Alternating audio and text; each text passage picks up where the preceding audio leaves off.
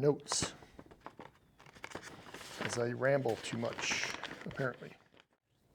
All right, so gonna go over the top 10 things you need to have with you all the time when you're biking. And these items, even if you don't know how to use them, it's important to have them with you because even if you don't know how to use it, someone will usually stop and help you. And as long as you have the right tube or the right tool, you know, they're much more willing to help you out, obviously. So number one is going to be the Innertube. You always want to bring an Innertube with you. ABT, always be tubing. Every bike has a different size. So again, this is why I have multiple packs. One pack for each bike, depending on what goes on that bike. So this one typically, this is for my 29er.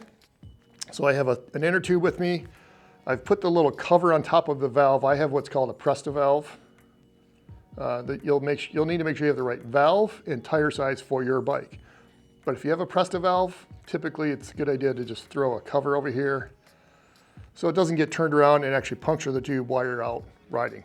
Number two is the Tubeless Plug Kit for my tubeless tire. Some road bikes and mountain bikes have been coming with tubeless tires for a while, so this is a quick way to fix your puncture. It will only fix up to a certain diameter. It's not 100% fail-proof when you're doing it as well. It takes a little bit of practice to learn how to use these. So buy extra plugs when you get it just in case. But that said, since it's not going to fix every puncture, you still want to have your Innertube. Since you've now fixed your flat tire, you either put a new tube in it or you've put a plug in it to fix the tubeless portion of it. You'll need to fill it back up. So number three is the CO2 inflation kit. So I always use a CO2 kit with me. A lot of people will bring a pump, but a CO2 is the best way to do it. And here's three reasons. They're really small and compact, easy to put away. You can actually store them on your frame somewhere, or you can store them in the saddlebag or in your backpack. Number two is if it's really hot or really cold, or if the mosquitoes are just killing me, I can quickly inflate my tire, get on the bike, get out of there before I get eaten alive, or I have heat stroke, or I freeze to death. So really good way of just getting out of there quick. Thirdly, since I'm running a tubeless tire, the tubeless tire sometimes needs to be inflated really quickly if the bead is broken, if it comes off the rim. The CO2 is gonna be your best bet for getting that to happen. A small hand pump will take a lot to activate, and it won't inflate quick enough so that it doesn't reseat the bead. So again, if you're running tubeless systems, the CO2 is definitely, that's your third reason for doing it, is quick inflation, hopefully reseat the bead if you really need to. A lot of times you can catch it before, but in the off chance you lose your bead on your tubeless tire, the CO2 will reinflate really quickly. So that's the third reason. This is going horribly. The fourth most important thing you're gonna need to keep with you is the derailleur hanger. So every bike has its own derailleur hanger. This one happens to be for my Cannondale Scalpel SE. So what happens with the derailleur hanger is it's a small piece of aluminum that is meant to break or bend in the event of a fall or you get a stick stuck somewhere.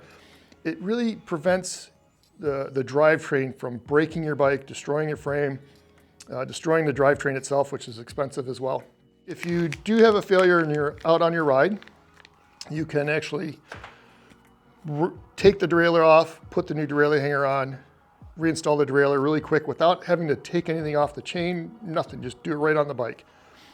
Then you can continue to ride home.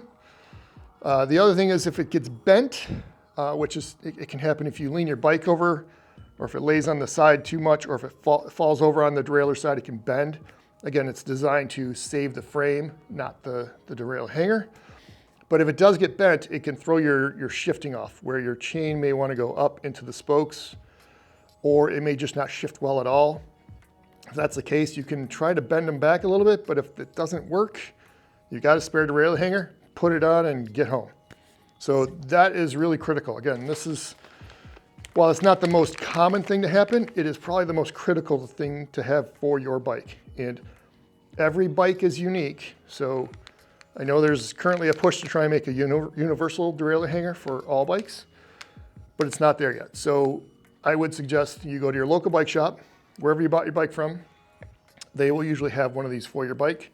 They cost between 15 and 35 bucks, and it's still way more convenient to replace this than to try and replace the frame.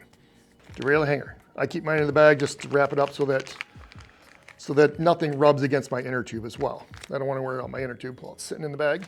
Number 5 is another less common thing to happen is you have a chain failure. Usually if you have a chain failure, it's because of the derailleur hanger is either bent and it's jammed your chain up. Usually you won't get a bent chain from a stick or anything like that. But in the case that your chain is bent or tweaked or needs to come off, if it's jammed and you need to take it off, you can have these.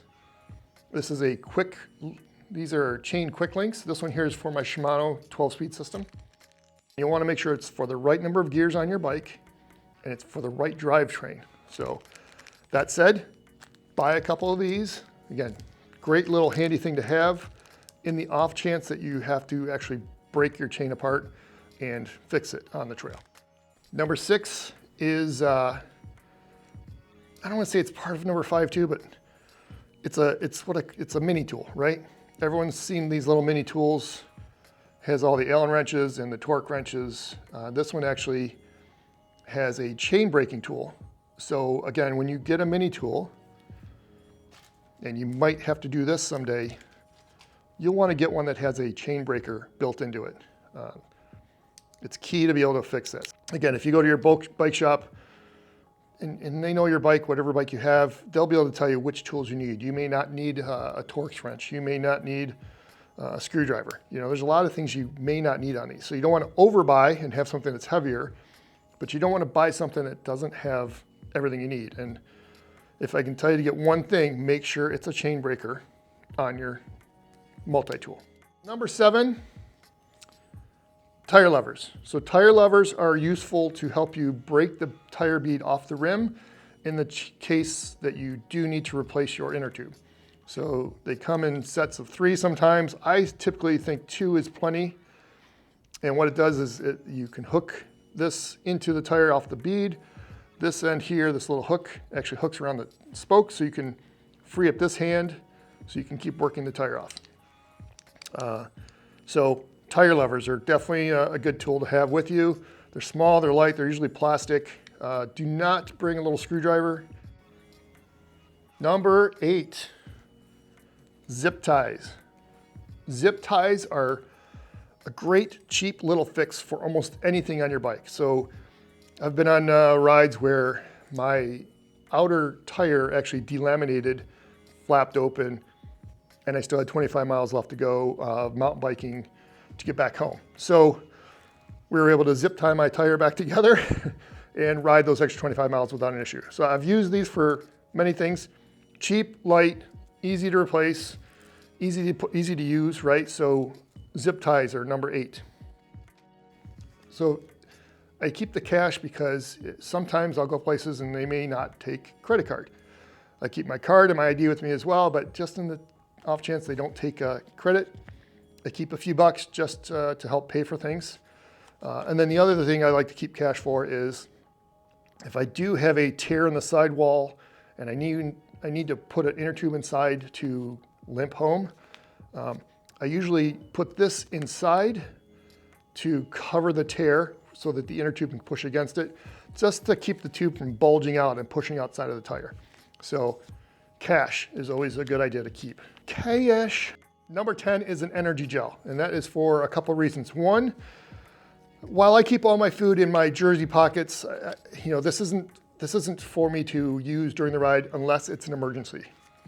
If I lose something out of my jersey pocket or I didn't bring enough, this is my backup plan. I can always go to my saddlebag and go, oh, great, I found one more to get home. But I also have friends who don't always bring enough nutrition or who are newer to the sport and they're learning about nutrition. So if they bonk, then I can give them one of these and everyone's happy. So nutrition. So there's a few things you'll want to double check a couple times a year, especially before you go ride. You'll want to make sure that your CO2s are not used up already. Make sure they're fresh. You want to make sure your inner tube still holds air. So a couple times a year, I'll take my saddlebag off if I haven't used it in a while, put air in it, let it set overnight to make sure it's holding air, and then I'll repack the saddlebag.